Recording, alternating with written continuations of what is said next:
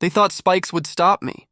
They lined the wall with steel like the jawline of a trap, turned the only road to my family's mountain cabin into a dead end, and congratulated themselves under porch lights while the forest wind carried away the sound of their laughter. They believed the signs they hammered up, violators towed, trespassers prosecuted, were louder than the deed my grandfather recorded before most of them were born. But paper outlasts paint and quiet outlasts noise. And you're about to hear how a set of sharpened posts, a smug board, and one very old easement ended with me walking across asphalt they used to call their parking lot, keys in my hand, and the entire neighborhood forced to buzz in to park on land I now owned. If you love seeing house title bullies fold when receipts hit the table, stick around. Before we dig in, tap follow and thumbs up so more people find stories like this. If you've ever battled an HOA, drop your worst rule down below.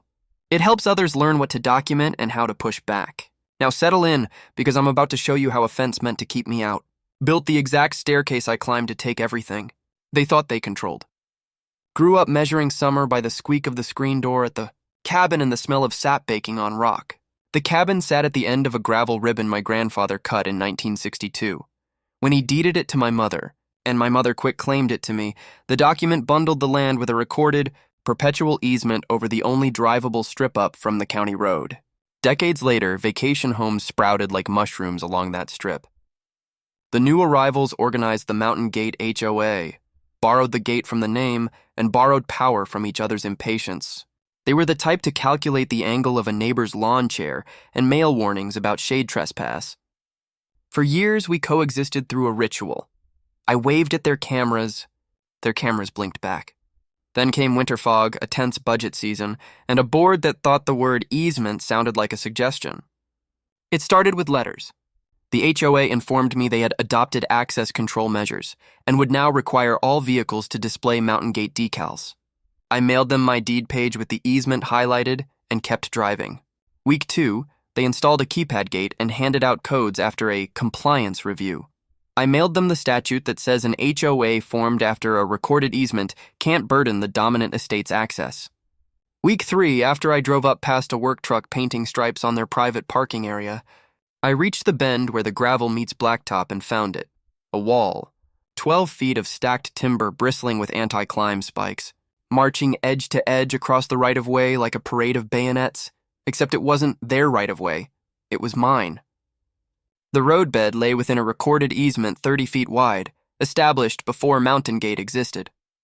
There are facts, there are feelings, and then there is a fire danger rating in late summer. The wall chopped the only evacuation route into 2 ugly halves. The next morning I started where it hurts them most. Documentation. GPS-stamped photos of the wall from multiple angles, surveyor's tape pulled across the measured width, a screenshot of the county's recorder page, and a letter to the fire marshal copied to code enforcement, the sheriff's office, and my attorney. The HOA escalated the only way bullies know how, by pretending they were the sheriff. They mailed me a fine ledger claiming I owed thousands for gate tampering, meaning using the road as I had for 60 years. They stacked late fees like kindling. They made up a temporary closure after a board vote that wasn't noticed to me. They posted fresh signs on the spikes telling me to park at their clubhouse and walk in, as if a half-mile haul up a steep grade was an acceptable replacement for the legal right to drive. Neighbors whispered that the board's president had just bought a second short-term rental and was tired of randos using the road. The word rando echoed when I looked at the spiked wall, because that's what they wanted the law to feel like: random, bendable, personal. Instead, the law is patient. It likes paper. And so do I. My attorney filed for a temporary restraining order and preliminary injunction. We weren't asking for the moon. We were asking to stop ongoing harm and restore the status quo. We attached the recorded easement, photos of the wall, and the fire marshal's letter that arrived faster than even I expected. The marshal didn't mince words. A barrier across the only access can kill people. Remove it or face enforcement. The county cited the HOA under the code section on obstructing ingress and egress. The board tried to pivot. They blamed contractors acting beyond scope. They proposed a gate pass for legacy users, like a museum sticker you wear to remind everyone you were allowed in once. At the injunction hearing, their lawyer smoothed his tie and said the wall was aesthetic and security conscious. The judge looked at our survey. then at the photo of the spikes and asked a single question that warmed me more than the cabin stove ever did. Where? Exactly, in your CCNRs, is your authority to obstruct a pre-existing recorded easement? The silence felt like snow. One order later, the sheriff supervised the removal of the spikes. The HOA brought a crew at dawn to lighten the optics. Cameras still captured the sting of sledgehammers cutting the wall into sections. The road reopened, the injunction stood, and the board's whisper campaign pivoted to aggrieved martyrdom. They sent a bulletin implying I was bankrupting the community with my frivolous litigation, that dues might rise, that amenities could close. I drove past the raw stump of their pride and didn't honk or wave. Because a TRO is a bandage, not a cure, and the cure requires surgery. Discovery began and unearthed something better than gold: emails. The board had circulated a plan months earlier to nudge legacy owners out by making access routines prohibitively onerous. They dreamed of a boutique vibe, 4 tiny vacation homes replacing older cabins, exclusive shuttle service, gatehouse jackets. Each line read like a manifesto against the idea that land doesn't forget. There, buried in their attachments, was a survey diagram shading a wedge labeled common lot, potential expansion, introduced like a footnote but flashing like a beacon. I asked my attorney about it, and she smiled in the way that means someone else is about to learn a lesson they'll never forget. We amended our complaint to add claims for declaratory relief on the scope of the easement: trespass to the dominant estate, tortious interference with quiet enjoyment, nuisance, and importantly, attorney's fees under the easement enforcement provision. We also recorded the lease pendants to batten down title while the case moved. The board fired their manager, hired a crisis PR firm, and tried to bluff. Bluffing runs on morale. Lawsuits run on math. The math began to hurt them when the judge granted our motion to compel production of financials related to the wall build and any access control spending. The ledgers told their own story. They'd raided the reserve fund to pay for the wall, then shuffled receivables to make the quarterly report look stable. The reserve study, the document meant to mirror a rainy day, had been sliced thinner than the spikes that used to hang over the road. I didn't have to paint them as reckless. Their accounting did that for me.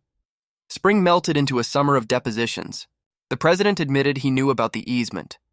The treasurer admitted they considered the fire risk minimal compared to the upside of definitive. Messaging, the secretary tried to explain. Why notice of the temporary closure? Never reached the person it most affected, me. My counsel asked if the board had consulted the county.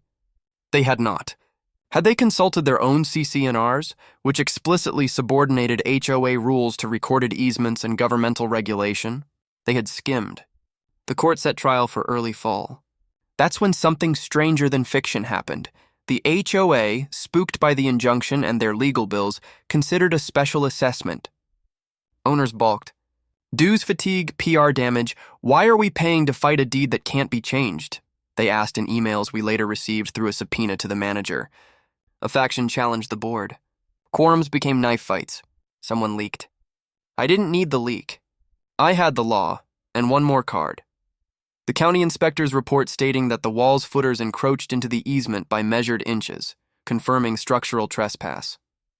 The remedy list was plain: removal, restoration, and damages for the time access was obstructed. The board had wanted a message. Here it was engraved. The settlement offer came 5 weeks before trial. It was an apology without the word sorry. They would stipulate to the easement's validity, record a non-interference covenant, pay a fraction of my fees, and withdraw all fines. It was tempting to accept and walk away, but remember that shaded wedge on their survey? Common lot, potential expansion. Turns out, it was the HOA's prized parking area by the clubhouse, carved from an old tax sale parcel in the early 2000s. They held it free and clear, no mortgage. The wedge touched the easement along its southern edge like 2 magnets almost kissing. My attorney drafted a different settlement. The HOA would deed me that common lot in fee simple, with reciprocal easements for emergency vehicles and pedestrian passage, in exchange for a full release of personal claims against individual directors and a mutual dismissal with prejudice. They balked. They threatened trial. We primed witnesses. The judge nudged both sides in chambers. Your case is not complex, but your egos are. That's when the insurance adjuster for the HOA's D&O policy, tired of the fees, did what calculators do. He told them to settle on the terms most likely to stop the bleeding. 3 days later, we signed. An odd quiet followed. Paper moved faster than gossip. The deed recorded. The county map refreshed. The board posted a strained update about a creative resolution. But a line on a screen means nothing until footsteps land on it. The first morning I had title, I unlocked the chain at the edge of the newly renamed lot and walked across asphalt I'd driven past 1,000 times without caring. I measured the length, checked the storm drain, counted cracked lines, and called a striping company. The plan wasn't petty. It was precise. I painted fewer spaces, widened them, installed a sign with my new rules: no overnight HOA storage, guest parking by prior arrangement only, fire lane kept clear, violators towed. I added a community board for trail notices and, just because poetry deserves a stage, mounted one of the old spike toppers on a plaque with a date. I charged nothing for the first month. People assumed it was a flex. It wasn't. It was a calibration. The second month, I sent the HOA a license agreement. They could continue to use a set number of spaces for their clubhouse events, free, provided they acknowledged my easement rights in member packets and posted the evacuation map including my road as an open route. If they refused, the alternative schedule cut their event parking in half on weekends. They read it, they grumbled, and then they signed. Owning the lot wasn't revenge. It was leverage to future-proof the road's freedom. Vengeance chews up the avenger. Leverage feeds the future. But don't mistake calm for surrender. I installed cameras because cameras don't lie. I posted contact info for the fire department at the lot entrance with a code for the barrier bollards that drop with a key switch. Fire crews came up for a drill. They rolled easily through the path that used to be choked by spikes. In their rearview mirrors, the old wall existed only as bolt holes in the timber I kept as a reminder.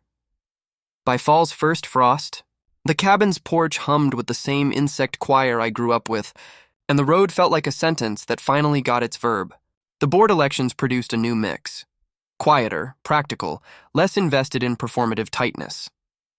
They inherited an obligation I drafted into the settlement: annual training on easements and emergency access. I attended the first session. I shook hands with people who had once mailed me fines and asked if I was still suing everyone. I was done suing. The lawsuit wasn't sport. It was a locksmith. It opened a door I planned to keep unjammed until I signed this land away to someone who loves trees more than fences. If this were tidy fiction, the wall builders would beg forgiveness and join a trail work party. Real life is messier. They avoid eye contact at the coffee machine by the clubhouse. They look at the plaque and grimace. But they stop at the fresh stop line before the easement, because muscle memory eventually follows maps. Here's what I wish someone had told me before the first spike was set. First, print everything. Screenshots expire in minds, not on paper. Second, know the words that matter in your jurisdiction. Easement appurtenant, dominant estate, servient estate, unreasonable interference, injunctive relief, attorney's fees. Use them calmly, like tools, not like threats. Third, move facts faster than anger. Anger wants instant effect. Facts want sequence. Fourth, give your opponent an exit that looks like a choice. The lot wasn't a trophy. It was a release valve for a board drowning in its own bravado. Lastly, respect the principle you're defending enough to remove your pride from it. Pride is flammable. Easements are fire breaks. Winter returned and glazed the bend where the wall used to loom. The first big storm knocked power out across the ridge. Generators thumped awake in half a dozen yards. The HOA's clubhouse opened as a warming center. Trucks lined my lot's edge in a neat row, emergency clearance maintained just as the license agreement demanded. An ambulance crawled up the road around dawn, the red wash of its lights catching on the bronze spike I framed. Somewhere near the top of the ridge, a rented chalet's chimney had hiccuped smoke into a living room, and someone panicked, and someone else called, and the system did what it was designed to do. The ambulance rolled past where the wall once stood and didn't slow down. That was the quietest victory. Nothing dramatic, no standoff, just uninterrupted passage. Useful, boring, safe. When the sun finally parted the storm and lit the trees like candles snuffed and relit, the cabin looked unchanged. But the map had moved in my favor, line by recorded line. Paper doesn't clap. It persists. In the months that followed, the HOA tried a small rebellion. A volunteer taped a hand-lettered note to my lot sign saying, "Community parking is for community," underlining the second community twice like it might rewrite ownership. I removed the note and sent an email reminding them of the license. The volunteer apologized to their board, and the board apologized to me, and nobody used the word sorry because institutional apologies rarely do. The cameras recorded nothing else interesting. Teenagers on skateboards practiced ollies on the smooth apron by the clubhouse door. A family with a Subaru loaded to the roof strapped on snowshoes and used the trailhead I marked behind the lot. The board's newest member organized a brush-clearing day along the easement margin, and I brought coffee because we share a fuel source even if we don't share a chat thread. The work crew teased the old guard. And the old guard laughed in that brittle way that means they're learning to be different without admitting they ever were anything else. It would be neat to claim I took their parking lot to teach them a lesson. The truth is, I took it to make peace enforceable. When your access depends on personality, the wind shifts with elections. When it depends on recordable interests and written covenants, it outlives porch-light conspiracies. My grandfather did not bequeath me a cabin so I could live in court filings. He gave me a place to recognize the sound of a woodpecker at dawn, and the taste of air that traveled across an entire ocean before it hit the ridge. The HOA tried to pinch that place between a gate and a spike. The law pried it open and wedged it with something heavier than opinion. If you ever find yourself staring at a barrier where your right-of-way should be, remember this. The shortest route around a wall is through a courthouse door, but you don't walk in angry. You walk in carrying paper and patience, and you keep walking until the judge can see a straight line where someone else tried to paint a zigzag. Before I close, a last image. The board president who championed the wall sold his rental and moved to the lake. He left behind a strange inheritance, an HOA with a new humility, and a lot under my name where his guests once idled SUVs on July weekends. I don't gloat. I drive past, pull into my space, and sometimes sit with the engine off, listening to wind grind pine needles against the signpost. The plaque with the spike catches afternoon light. People walking their dogs stop to read the inscription. They tilt their heads like curious crows and then keep walking. They don't need the backstory carved in bronze. The road above them, open and ordinary, tells it better. The cabin is exactly where it was. The law is exactly where I left it. And the map, which used to press against me like a closed fist, now opens its fingers and lets me through. If you made it this far and want more wild but true HOA showdowns, hit subscribe and drop a like, so this story finds the next person staring at a gate they're afraid to touch. Share this with a neighbor who thinks CC&Rs are a crown. Your support keeps these deep dives coming, and the more folks who know how to push back the right way, the fewer spikes we'll all have to see.